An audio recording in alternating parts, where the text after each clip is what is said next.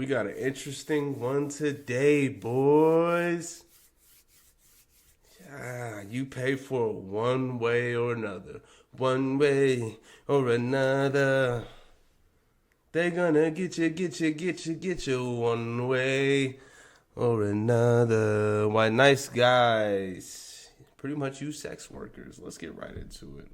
Let's see what she's talking about. Here we go. Up and over. And yeah, that works for a while, but then a woman does definitely get bored with that because she wants to be penetrated by you. The nice guy gets trapped in romances that have reverted to friendship. They try to convince themselves that it's enough, and it's not.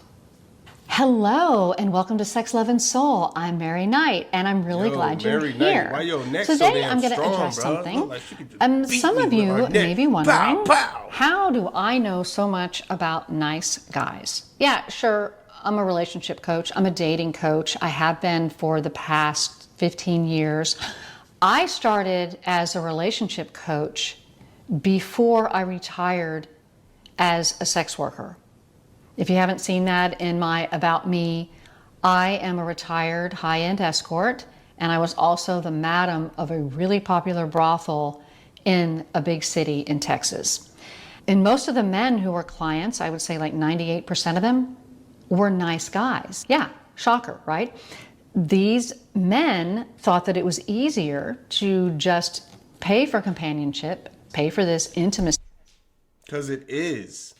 Like, what? Like, you could like court, these females or whatnot, do all this, that, and the third, go on 3 to 4 dates. It wouldn't be me. I wouldn't go on 3 to 4 dates without hitting it. Like, I get to like the second date, and if she ain't gonna let me hit it, then it's just like I know she ain't really feeling me like that, because I guarantee she found the right dude at the right time and at the right place, she'd give it up. Besides maybe girls who religious purposes and stuff like that, but you're gonna look. It is easier, and at the end of the day, it's easier, no strings attached. I personally never use an escort. Allahi, I've never used an escort, but I'm starting to kind of think about it, and I'm like, it would make sense to use one low-key, and a lot of rich and successful people actually use escorts because that no strings attached thing, and plus, it's just like $5, and then we get the rocks off, so, than to go out in the real world and continue to be eaten alive by women who were out there who were pretty much just after their money. Or just in general, just tired of being disappointed and not getting what they wanted. And so they knew that if they saw an escort, they would get what they wanted. No fuss, no muss. I'm not saying that was right. I'm not condoning that kind of behavior, but I'm also certainly not sitting here judging it. And it's an interesting thing that when I started as a coach, I was coaching women who were married, who were concerned about their husbands cheating. And I actually wrote a best-selling book. It's available on Amazon called How to Keep Your Man Out of My Bed. It's teaching women why men cheat and how to prevent it from happening to them in an empowered way. Because the reasons that men cheat had to add that part, are not what most people think. I started working for this escort service in Houston, and this was in the late 90s. She was like a mid-range madam, and then I learned, oh wow, I could be high-end, and so then I started working for another escort service in Houston that was a high-end escort service. And then I started having my own place, and then I became an international traveling companion. But I'm saying all this just to let you know my trajectory here of how this all went, was that I would learn that for many of these men, sex was just the excuse. Sex was the pretense for why they reached out. Now, of course, that was true of some men. Some men just really liked having sex. They really craved that sexual variety, whether they were married or not. But most of the men were these really nice guys who were looking for someone to talk to. They were looking for companionship. And that's where I really learned about orgasming and for men and women.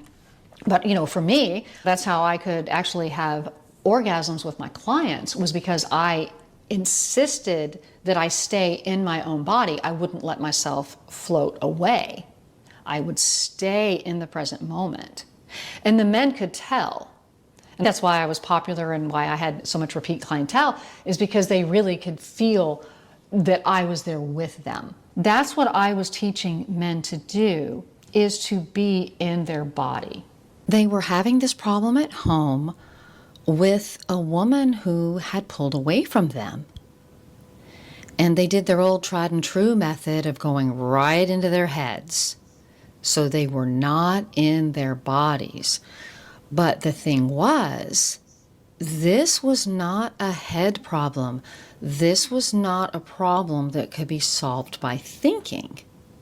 The whole problem was caused because they were not in their bodies. And so this became really apparent to me pretty early on in my escorting career about men not being in their bodies, because I had become this pretty serious meditator.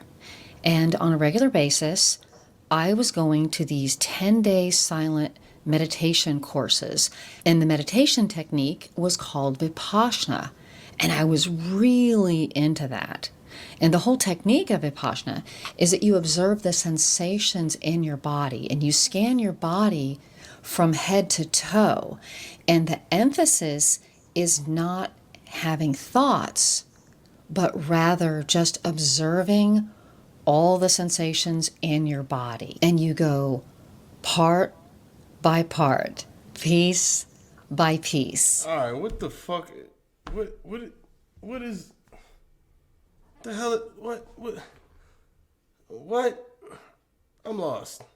Hold And on. again, the emphasis is on the sensations in your body. You know, we would do a little bit of breath work. I wasn't into tantra. I don't really know. I mean, I know what that is, but I've never been that kind of sex person. All right, That's enough with not this really. word That's salad never really bull been my crap. thing. Just get to So, the but I point, know about it. please. But no, it wasn't tantra. It was more about being in the present moment.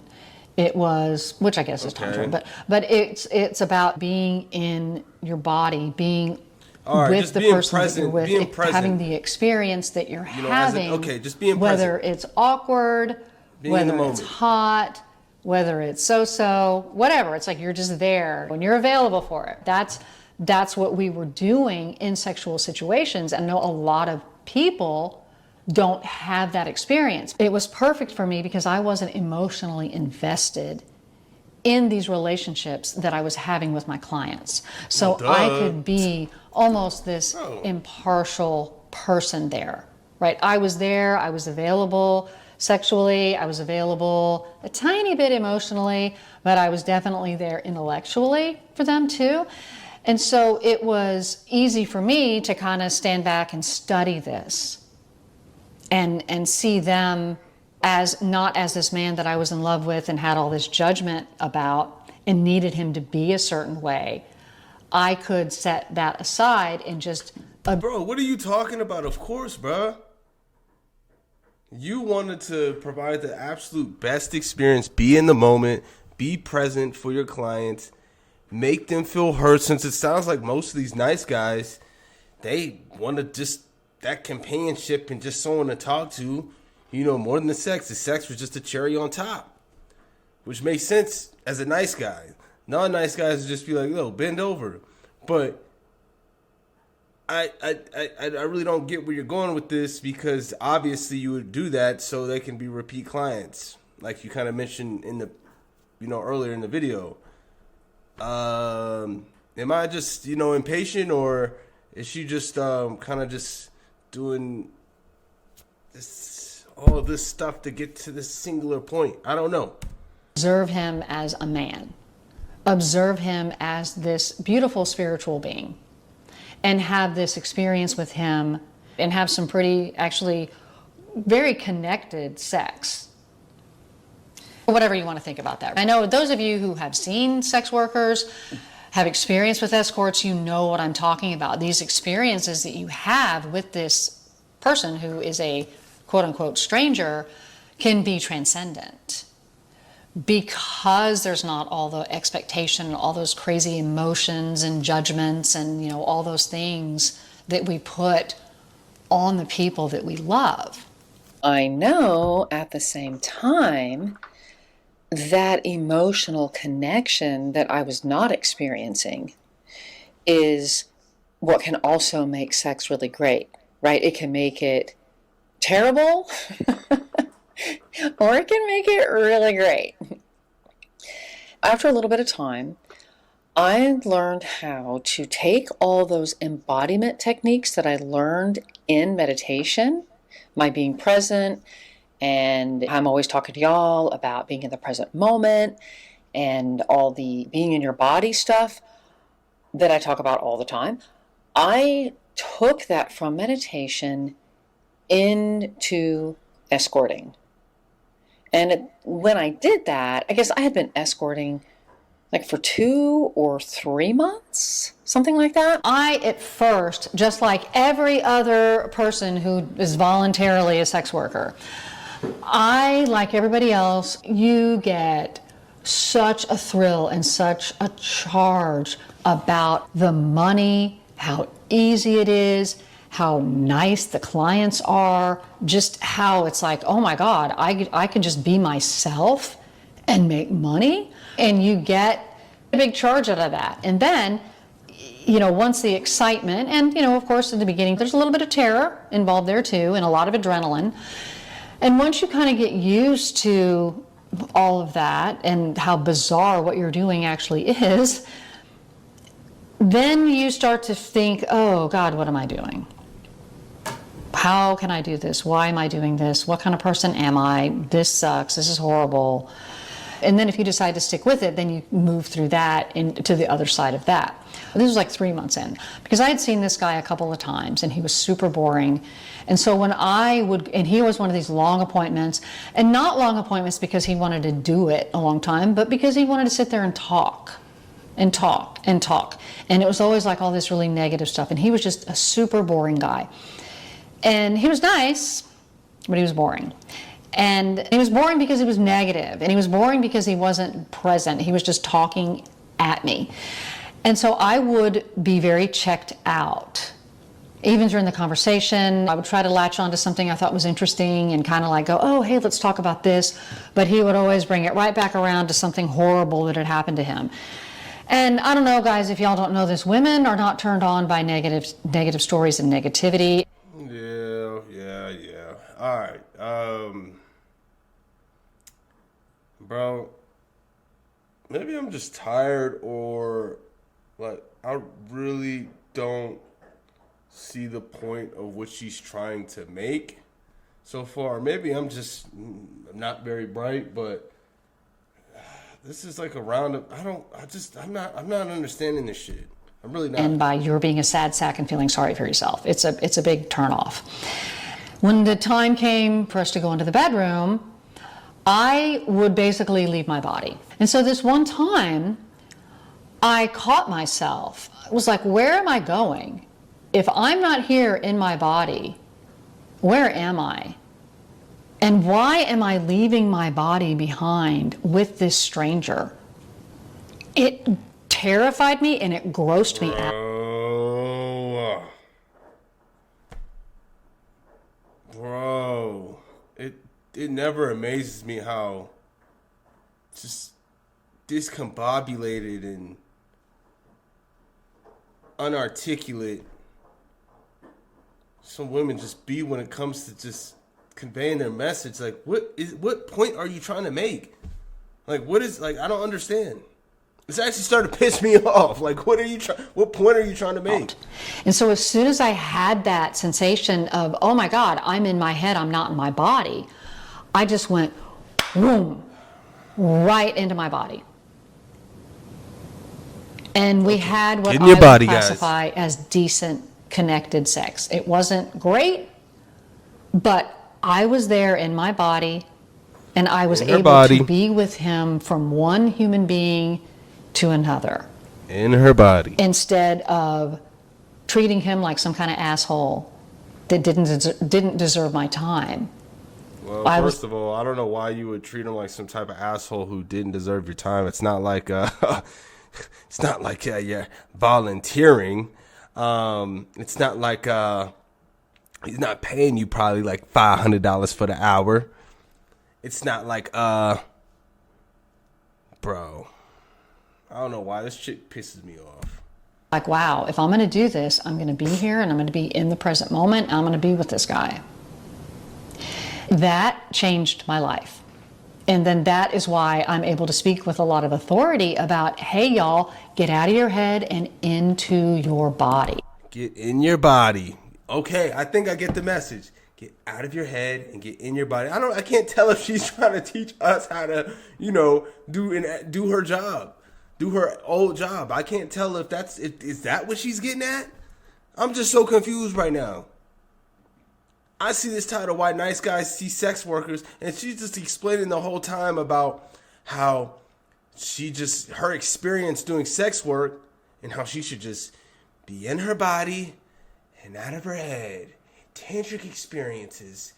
Yeah, and I had to meditate and bring that meditation back towards me, back into my body, so I could fulfill my client and not think of him as this asshole. Like, I just don't understand, bro. And that's how I was able to teach women about being orgasmic, becoming orgasmic by getting out of your head and being in your body. And you guys, it's the same thing. Bro. Men who are in their heads either cannot even get an erection. If you can, then you have a hard time maintaining it. Honey packs. And then you have no control over it. Sponsored by Honey Packs. You're going to make it up by doing other activities. And yeah, that works for a while, but then a woman does definitely get bored with that because she wants to be penetrated by you. Unless you are in your body, that can't happen. Bro, if you say this in your body shit one more time, bro. One more time. Bro, this is pissing me off. I have no patience. So there's a lot of benefits to being in your body, right? And just beyond sexual, also just makes you a better partner, makes you a better person. Being in your body makes you, being in your body makes you a better father, a better brother, a better citizen of this planet. Anything that deals with other people where they count on your presence, you will become a master at that. Yes, nice guys saw sex workers. Some of them were married and they weren't getting what they wanted at home. And they lacked the communication skills to talk to their wives and to express their needs to their wives. Once I got comfortable with escorting and I was kind of seeing the same guys over and over and over again, we established a relationship, a friendship. And so I would ask them, hey, why are you here with me instead of at home with your wife? Like, what is going on? They would tell me that it was because their wives had lost interest in them for various reasons. And I always thought wait, hold up. Let me guess. I know why. Guys, you guys, we know why their wives lost interest in them. Want to know why? Because they were in their head and not in their body. Jesus, bro. This is the most discombobulated, video I've covered on this channel. It's I always really thought that, off. Men cheat because they get bored, they want variety, and they want to have sex with a willing woman who's not their wife. And sure, that's an element of it, but it wasn't enough of a drive, right? Their desire to have sexual variety was not the driver. That was not the reason why they were contacting sex workers. It was awesome to them that sex was available, but again, it wasn't the driver. It was the loneliness. It was the wanting a connection, to make a connection with a woman, because they weren't getting that at home. And a lot of times when at home, and this isn't about cheating, this is about nice guys and how nice guys can find themselves in this situation. What happens is that they were ashamed. And they were ashamed that their wives no longer found them desirable. They would feel abandoned the men, and they would feel like there was something wrong with them. It's a cause of shame, a very deep source of shame for men to be rejected sexually, especially by their partner, their wife, the person they... It's just wild, bro, because actually, it's like, I don't know if it's true. I don't know. You married guys, if you guys stumbled across this video, let me know down in the comments below.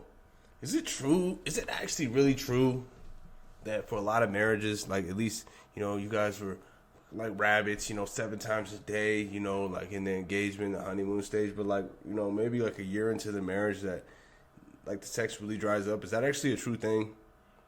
Like, let me know. Like, is that really true? Because I just hear it. I don't know. Never been married. Probably never will be married. But I don't know, man. You know, let me know, because that's messed up. The one person that you committed your whole life to is going to deny you sex. All right, how about this? How about I deny that light bill? How about I deny the water bill? How about I deny the rent? How about I deny taking care of some kids? How about I deny putting food on the table? How about that?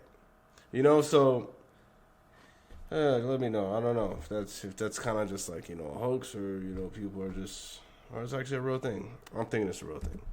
Built their life with. And the reason I'm bringing this up is because the nice guy gets trapped in relationships, in romances that have reverted to friendship. With most marriages, you're having sex only with that person. So this isn't something that you're sharing with anybody else. And the one person that you are supposed to be sharing this with, this special little world that y'all create together, the other person is like, nah, not interested, deal with it. They try to convince themselves. Yeah, not interested. Divorce papers. But the thing that sucks, though, is that I know why a lot of chicks be acting like that, bro. They have all the leverage in the situation. If they didn't have that leverage, they wouldn't be coming. They wouldn't be coming at, you know, they wouldn't be so cold like that, bro. Hey, you give chicks power, bro, like absolute power, because that situation is pretty much damn near absolute power. They will abuse that shit, bro. Guys too, but like, come on, you know, girls, just women on average are more twisted, bro. And That it's enough, and it's not.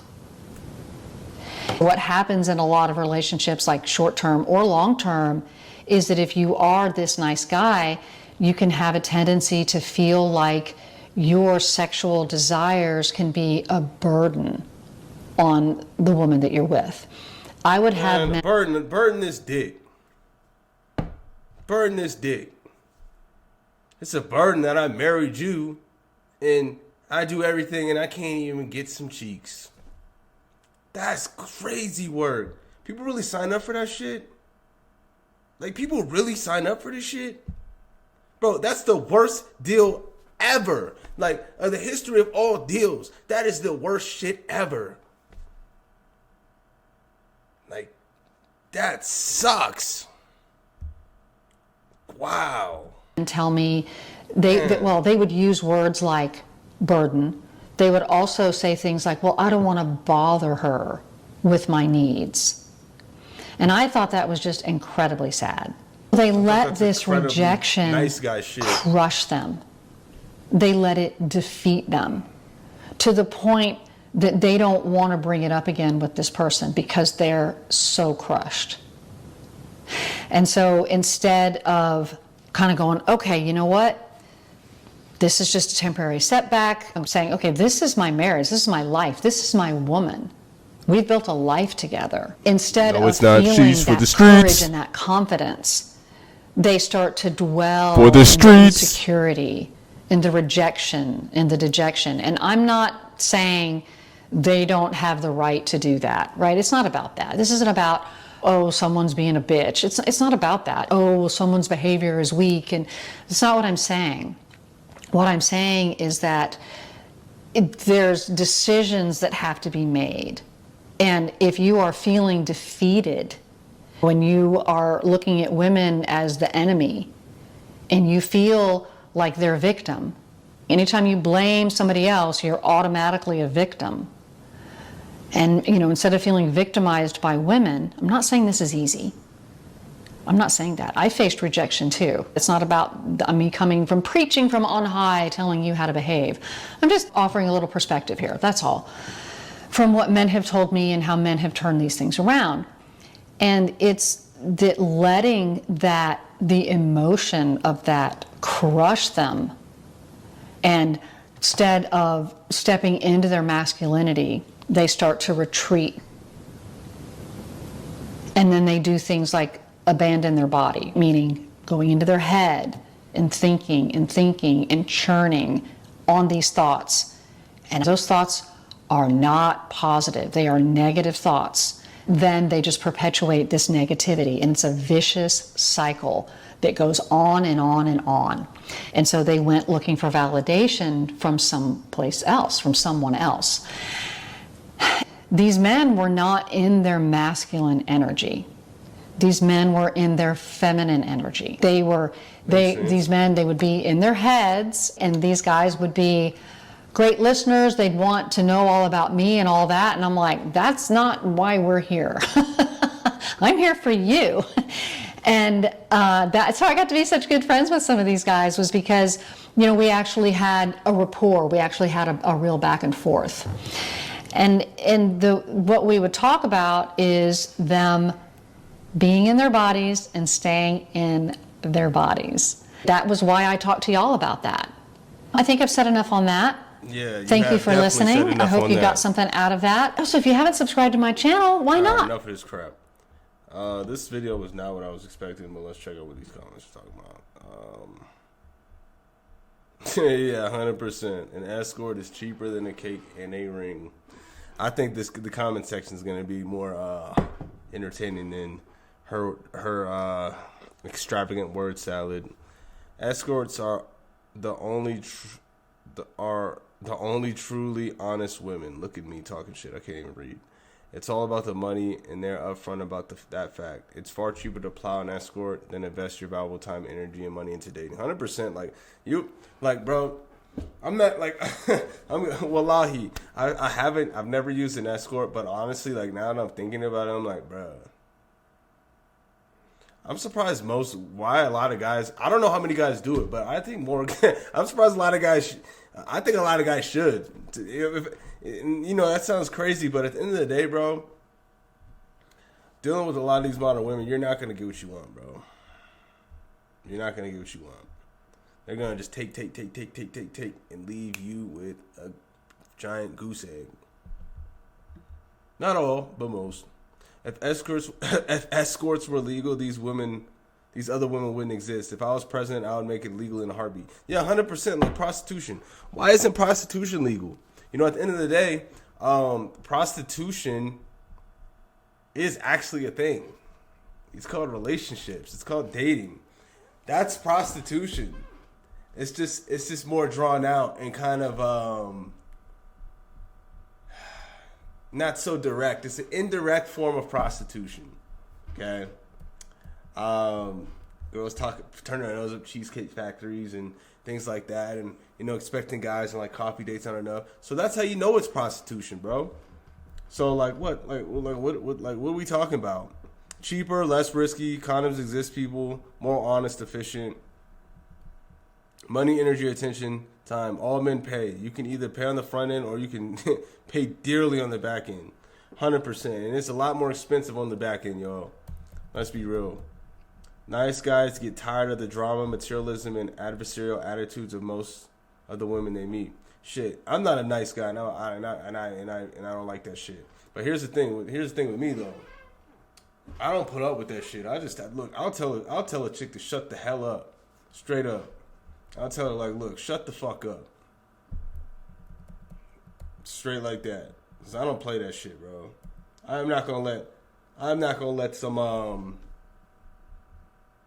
who's not even a threat, who's not even on my level, who's not even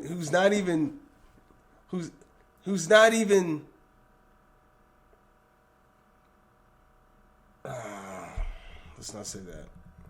All right. Prostitution needs to be legalized. I support working girls.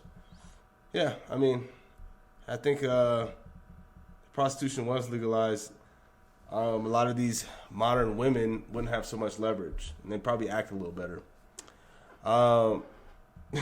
Dealing with an escort slash whoa, the comment section is overwhelmingly in the majority of, supporting escorts and stuff like that, and I can see why. I'm on the same boat because at the end of the day, these chicks act crazy as hell, bro. But dealing with an escort slash hooker is way better than dealing with an obnoxious, self-entitled woman who thinks the world revolves around her. 99% of escorts are honest, straightforward, and know how to make a man feel good. Okay, I don't know about that last part. It's just they're incentivized to right off the bat. And you guys kind of have a mutual understanding of what it is. So I don't know about that last part. Sex workers are what kept me sane for the past 18 years. I don't even try to talk to women I see just walking around because it just ends in rejection, depression, and anger for me. Real shit, bro. I'm not even gonna lie, bro. Like, it really takes like 1 in like 50 chicks, bro, for something to really pop off. Like, it really does. It's really a numbers game, bro. I don't understand, like I'm in sales and stuff. I don't understand why it's like just like sales, but for way less benefit. You're not even getting no money out of it. And most of the time, if you do end up getting something, it's usually not even really worth it like that. Like, let's be real. I'm just gonna be real. Like, a lot of guys are brainwashed to think that like chicks are these special magical fucking unicorns, but at the end of the day, when they wake up in the morning, they breath stink, they armpit stinks, they pussy may stink, and plus on top of that, they take shits too. They're just normal people. So like, I feel like if every guy just drilled that in their head, they're just normal people. They take shits, they burp, they fart, they do all this shit. You guys wouldn't put them on a pedestal. But the thing is that so many guys can't control their lust. That's really majority of it. A lot of guys can't control their lust. I highly recommend practicing semen retention because you get that shit under control. All right, last comment. I'm divorced and refuse to put up with demands women have in the U.S. anymore. Same. I mean, I'm not divorced, but I already see the writing on the wall, and so many guys do.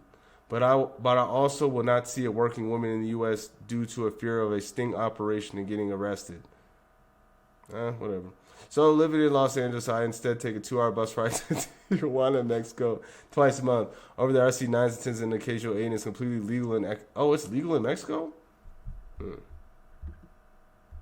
For nice dinner instead of money, we even watch the turn. Okay.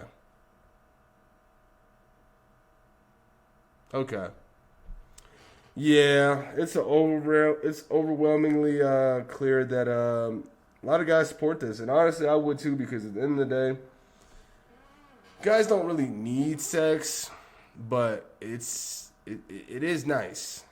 And these days, as much as these modern chicks are kind of 304s and all that stuff, they're only giving it out to like this many guys. And chances are you're not that guy. So, yeah, that's where we're at. Anyways, if you're new here, subscribe to the channel. Appreciate your patience too. But I had to have some patience with that lady because her word salad was just fucking ridiculous, bro.